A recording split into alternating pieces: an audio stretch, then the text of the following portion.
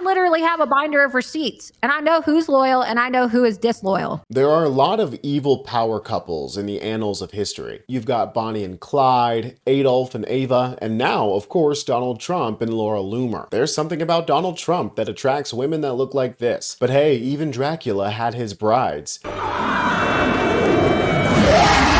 If you thought to yourself, wait, didn't Susan Wiles vanquish Loomer to the Shadow Realm? You'd be right, but it looks like Laura wasn't able to stay away. And now Trump is letting her call the shots on who to fire when it comes to the National Security Council. A woman who's absolutely off her rocker and has been keeping tabs on who's been naughty and who's been nice, who's been loyal to King Trump and who's been stepping out of line. There is a lot to this story, including breaking reporting from Axios, and somehow Bill Maher is involved too. If you're enjoying the video, make sure to like the video and double check that you're subscribed. For every like, we'll send a box of filler to your local GOP office. Now, of course, everything I'm saying here is in jest. We all know that Donald Trump is married to the illustrious Melania Trump. Christmas stuff that, who gives a about Christmas stuff? And I have to be careful here because Bill Maher is being sued by Laura Loomer for defamation after he said that Laura and Trump were intimate together. After I traveled with President Trump to the presidential debate last year, Bill Maher falsely accused me of having sex with President Trump.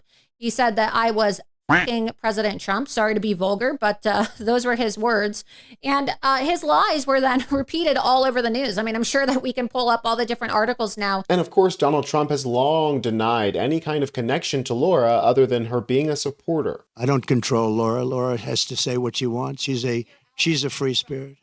Well, I don't know. I mean, look, I can't tell Laura what to do. Laura's a supporter. He can deny it all he wants, but Laura is a lot more than a supporter. I'm not trying to imply any kind of intimate relationship, although, the jury's still out on that one. But here's the real reason out of Laura Loomer's own lips as to why she's involved in the decision on who stays on and who gets the axe. I just think that there needs to be more appreciation demonstrated to Trump loyalists because unfortunately, we do see a lot of gatekeeping in the GOP.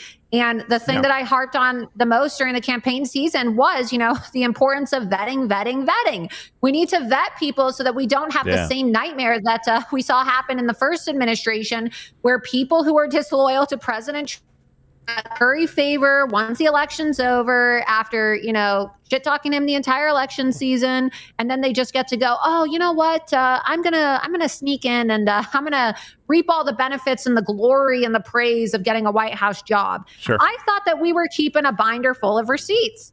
I don't know if some of the people on the campaign meant it when they said they were keeping the receipts, but I meant it. Yeah. I literally have a binder of receipts, and I know who's loyal and I know who is disloyal. Although Susan Wiles tried to keep Laura Loomer away from Donald Trump like a chaperone at a middle school dance, Laura snuck her way back into the White House with her binder full of receipts, and now it looks like Donald Trump is using it to decide who stays on the National Security Council. Check out this reporting from the New York Times. The purging of career officials inside U.S. attorneys' offices across the country.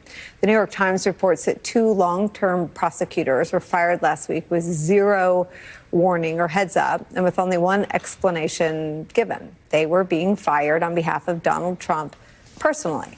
According to the New York Times, quote, one of the prosecutors, Adam Schleifer, was sitting at his computer on Friday morning in Los Angeles working on a case against the founder of Fatburger. While he was writing, he received an email from a White House official saying that he had been terminated. No reason was cited. Shocked and confused by the message, Mr. Schleifer asked supervisors if the email was some kind of hoax. He quickly discovered that his work phone had been reset and he could no longer use office devices. The New York Times reports this, quote, exactly 1 hour before he received the termination email, the far-right influencer Laura Loomer posted on social media about Mr. Schleifer, calling him, quote, a Biden holdover. Did you hear that little cameo at the end there? Laura Loomer pointed the finger and Donald Trump pulled the trigger. And he wasn't the only one. 3 more officials quickly met the same fate at the hands of Laura Loomer. Here's reporting from CNN pointing out just how insane this whole thing is. Anyway, but on this, it is important to note that Laura Loomer is driving this. She is a far-right activist. She is someone who said that if Vice President Harris won the White House during the election, that it would smell like curry. Those were comments that were denounced by Republican allies of the president, including Vance at the times that he disagreed with it. And so she is the one who's really driving this, and it speaks to the level of influence that and she let's has. talk about the impact on national security, who they are, and why this matters so much for how the national security of the United States of America is run and who's doing it. Well, what's fascinating about this is that the 3 staffers that have been fired here are outside of Washington Beltway national security circles. These are pretty anonymous people. They are foreign policy minds that have serious resumes, that have worked serious jobs on Capitol Hill, in the State Department, in think tanks. You know, these are people that are well known in national security circles because they are longtime practitioners of foreign policy, experienced in making that kind of policy. These are the people that are sort of engaged in the nitty-gritty of actually designing national security policy for the president. But they're not big public figures. You know, they're people like Brian Walsh, who was who ran intelligence programs for the White House, who formerly worked for Senator Marco Rubio when he was chairman of the Senate Intelligence Committee. You had a senior director who worked on technology issues for the National Security Council, and you had the head of legislative affairs for the National Security Council. So again, not people that are sort of big public names that you're hearing on cable news all day long. And I think it really speaks to this kind of lesson that the president felt that he learned out of his first administration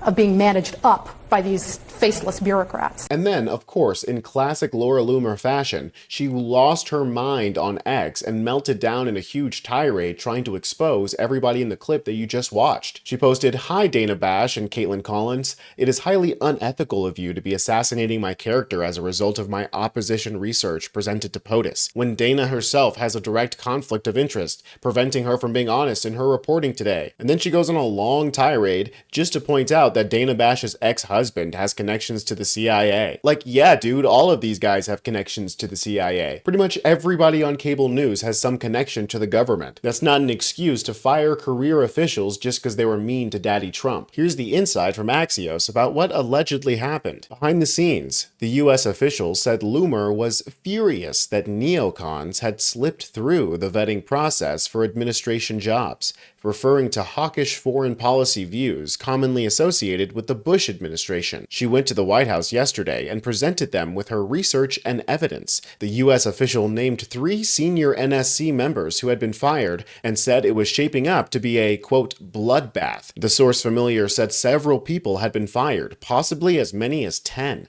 including senior directors. So the full extent of the damage Loomer inflicted on our government has yet to be seen, as many of the employees in Loomer's death note have yet to be identified. But there seems to be an acceleration in watching the political opinions of mundane government employees and firing them if they're not loyal enough to Trump. The more granular the comb, the more likelihood of getting rid of anybody who may use their position in government to stop Trump from completely taking over when the time comes to forego the Constitution, like last time. I am a full-on Loomer doomer. She is psychotic, conniving, and cruel enough to cut out all the roots of our government until the whole thing rots. Loomer in the White House spells doom for the rest of us. I'm Tony Hinderman with Really American, and I'll catch you next time.